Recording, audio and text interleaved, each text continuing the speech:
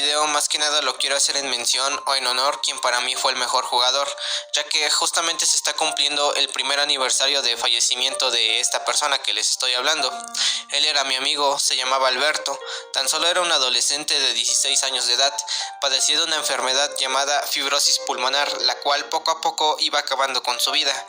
Es más, si me lo permiten, me gustaría contarles un poco la historia de este chico, de cómo lo conocí, de cómo era un gran fan y jugador de este juego llamado Free Fire, así que yo realmente espero que se queden a escuchar esta historia, la cual de hecho, créanme, fue un tema que hace un año sonó bastante por un corto tiempo en lo que es la comunidad de Free Fire, pues varios grupos se solidarizaron con el fallecimiento. Por aquí les estaré dejando una prueba de ello y más adelante les estaré hablando sobre esto. Pero bueno, nosotros nos conocimos hace aproximadamente 8 años. Él tenía alrededor de 9 años de edad y yo pues 10 años, porque yo era un año mayor que él. Y recuerdo que en ese entonces mi abuelo tenía un negocio de café internet, que era un lugar donde varias personas llegaban y ocupaban una computadora. Yo en ese tiempo, junto con mi primo, ayudábamos a mi abuelo en su negocio, atendiendo a los clientes, y fue ahí donde conocí a Alberto. Recuerdo que él solía ir mucho al café internet de mi abuelo, a hacer sus trabajos de la escuela.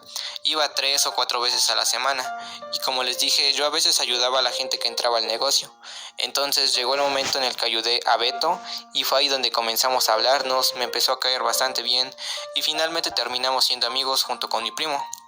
Él vivía demasiado cerca de mi casa, así que muchas veces íbamos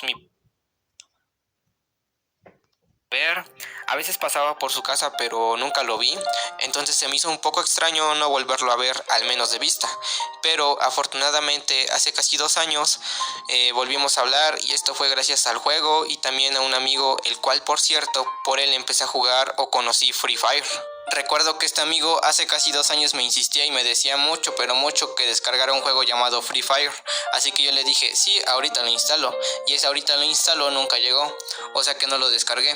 Yo la verdad no estaba tan interesado en el juego. Lo que sí veía es que este amigo subía en historias de Facebook capturas donde ganaba partidas, donde se ponía a jugar con otros jugadores. En especial veía que jugaba mucho con alguien llamado Toski, o bueno, así era su nickname. Y en serio subía muchas capturas en sus historias donde aparecía este jugador Toski. Pasaron unos días y este amigo me seguía y me seguía insistiendo en que descargara el juego. Al final de todo pues lo terminé descargando, le dije a mi amigo que ya lo tenía instalado, así que él me dijo que me iba a enseñar a jugar para que después ya nos pusiéramos a jugar con otras personas, y pues sí me enseñó a jugar, le empecé a agarrar la onda al juego, me empezó a gustar un poco, ya sabía cómo disparar, recargar armas, saber lo que tenía que llevar en la mochila. Así que un día mi amigo me dijo que entrara al juego porque íbamos a jugar en escuadra. Él empezó a invitar a sus amigos y por sorpresa entró esta persona con el nombre Toski que les mencioné más antes. Nos pusimos a jugar un buen rato, llegó el momento en el que 2 personas de la escuadra se tuvieron que ir, así que nada más nos quedamos ese tal Toski y yo. Le dije que si quería seguir jugando, él aceptó, y durante las partidas que jugamos llegó un momento en el que este Toski me preguntó que si ya no me acordaba de él. Yo la verdad no sabía quién era y le dije que no sabía, no podía reconocer su voz, aparte de que su voz sonaba un tanto extraño, era como si al momento de hablar tuviera la nariz tapada. No sé si me explico, pero como les digo, se escuchaba extraño su voz, entonces por ello no pude reconocer quién era por más que me preguntara. Después me empezó a hacer preguntas de que si ya no me acordaba cuando iba al café internet de mi abuelo, de cuando iba junto con mi primo a su casa, y ahí fue cuando me acordé y dije, ¿eres Alberto? Y yo, sorpresa, me dijo que sí. Yo en ese momento la verdad me quedé bastante impresionado. Recordemos que por casi 3 años no supe nada de él, entonces cuando me afirmó que era Alberto, yo no dudé en empezarle a preguntar por qué nunca más lo volví a ver, qué había sido de él y en dónde estaba. Y justo aquí es donde empieza la parte más triste de esta historia. Alberto comenzó a decirme que no se encontraba bien de salud, que tenía una enfermedad llamada fibrosis pulmonar, la cual ya llevaba aproximadamente 2 años que le detectaron. Hasta donde yo sé, lo que provoca o hace esta enfermedad es que va haciendo que los pulmones se comiencen a hacer duros. Por ello, él comenzó a tener dificultad para respirar. Como tal, el oxígeno que todos nosotros respiramos ya no era suficiente para él, por lo que sus padres tuvieron que recurrir a usar tanques de oxígeno, y por lo tanto, él empezó a usar una careta obviamente especial para su oxígeno que cubría tanto la nariz como la boca, la cual tenía que usar prácticamente las 24 horas del día. También comentó que la mayor parte del día se la pasaba acostado en la cama. Una de las razones era porque, como lo mencioné, él tenía que estar casi las 24 horas conectado a su oxígeno, y otra de las razones era porque se fatigaba demasiado. Él me decía que tan solo con el mínimo esfuerzo de caminar un poco o incluso solo con ir al baño, él se fatigaba muchísimo, pues su respiración se le aceleraba bastante. Cuando me dijo todo eso, comprendí por qué su voz se escuchaba de esa manera y por qué nunca más lo volví a ver. Me empecé a sentir mal por él y le dije que en dónde se encontraba. Él dijo que estaba en su casa, pero que a veces sus padres lo tenían que llevar a la Ciudad de México a internar en un hospital de allá. Nosotros somos del estado de Puebla, que son como 3 o 4 horas de camino en automóvil, que para él sí era bastante tiempo, por lo mismo de sus tanques de oxígeno. Como él dijo que se encontraba en su casa, yo no dudé en decirle si había una posibilidad de ir a visitarlo. Él dijo que sí, que no había ningún problema. Nos pusimos de acuerdo y quedamos de vernos tal día. Llegó el momento en el que fui a su casa, yo le avisé que ya iba para allá. Cuando llegué me atendió una hermana de él. Le dije que venía a visitar a Beto y me llevó a donde él estaba, que era su habitación. Al momento de entrar, lo primero que vi fue a Beto sentado en la cama viendo televisión. Tenía puesta su careta de oxígeno, yo lo saludé, le pregunté que cómo se encontraba. Él dijo que estaba bien, comenzamos a platicar y mientras platicábamos yo me percaté de lo mucho que cambió en cuanto a su físico, pues recuerdo que él era de piel morena y era gordito, pero en ese momento lo vi de piel blanca o pálida y que estaba muy delgado. Supuse que esos cambios eran por lo mismo de su enfermedad, así que después me di a la tarea de investigar sobre los síntomas que causa dicha enfermedad y en efecto sí era por eso. En fin, ese día que lo fui a visitar me la pasé bastante bien con él, pues platicamos, nos pusimos a jugar un rato, comimos demasiado y de hecho eso fue lo que más me impresionó, que a pesar de estar enfermo, él tenía un gran apetito, pues todas las veces que lo fui a visitar, porque no fue la única vez, fueron algunas veces más, pero siempre comíamos mucho, pedíamos pizza, hamburguesas, tacos, alitas. Si se preguntan si él podía comer todo esto, la respuesta es que sí, pues no le afectaba en nada, así que era algo bueno. Pasaron meses en los cuales jugamos bastante, lo iba a visitar como lo acabo de mencionar, comenzamos a ser nuevamente buenos amigos, él jugaba demasiado bien, era muy estratégico, pues todos los días él jugaba. Mientras yo estaba en la escuela y tenía horas libres, mis compañeros y yo nos poníamos a jugar, hacíamos salas, entonces yo siempre le decía a Beto que entrara a jugar con nosotros, y ahí fue cuando mis compañeros de la escuela, que también son mis amigos, conocieron a Beto.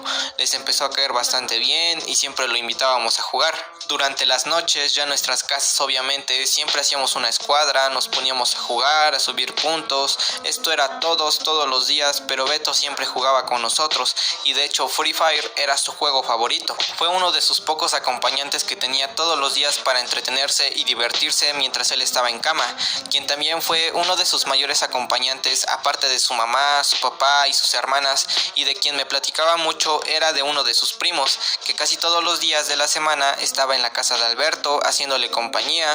Eran muy buenos primos, era su mejor amigo y se querían como hermanos. Cuando mis compañeros se enteraron de la enfermedad que tenía Beto, algunos de ellos me pidieron que si los podía llevar a su casa, que ya habían hablado con él para ir a visitarlo.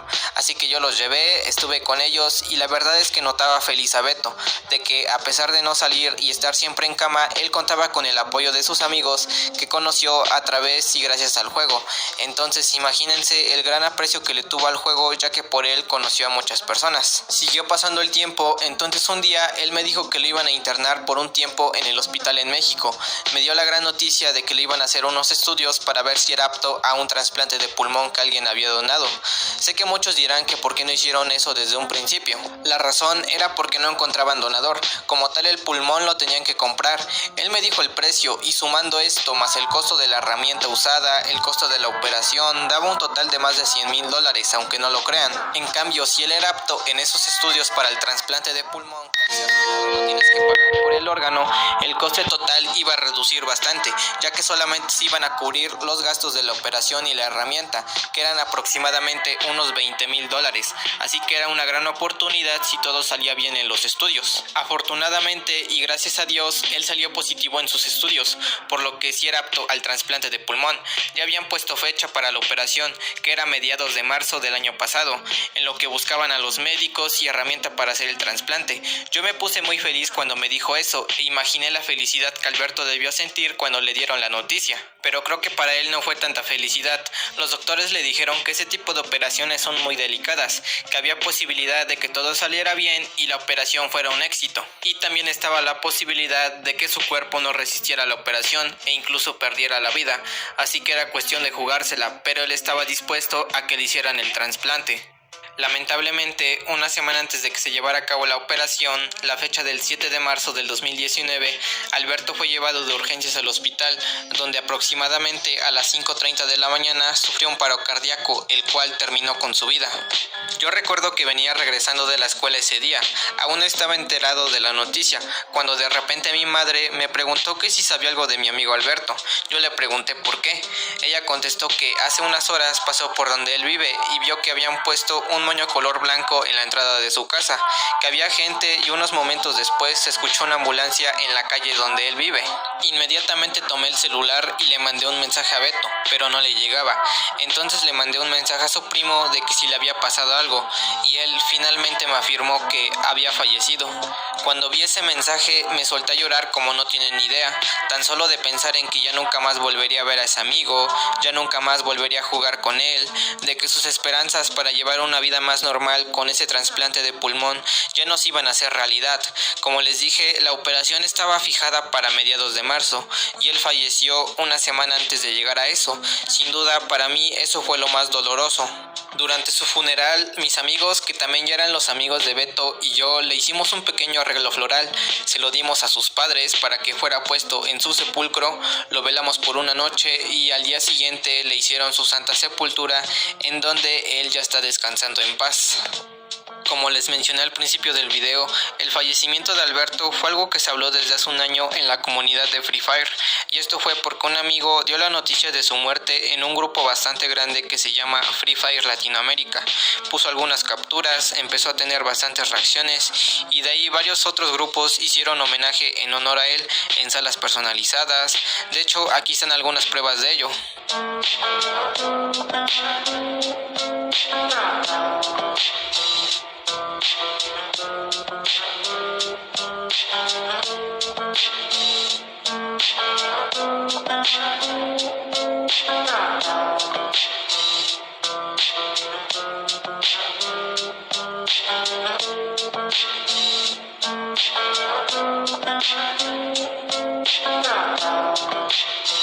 También hubo por ahí un canal de YouTube que habló sobre este tema, pues el video que subió actualmente tiene más de 600,000 vistas y lo subió exactamente hace un año cuando recién había pasado esto.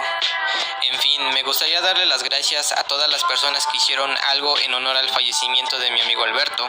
Gracias a quienes llegaron a esta parte del video, se los agradezco demasiado y sé que él también se los está agradeciendo esté donde esté por haber escuchado su historia.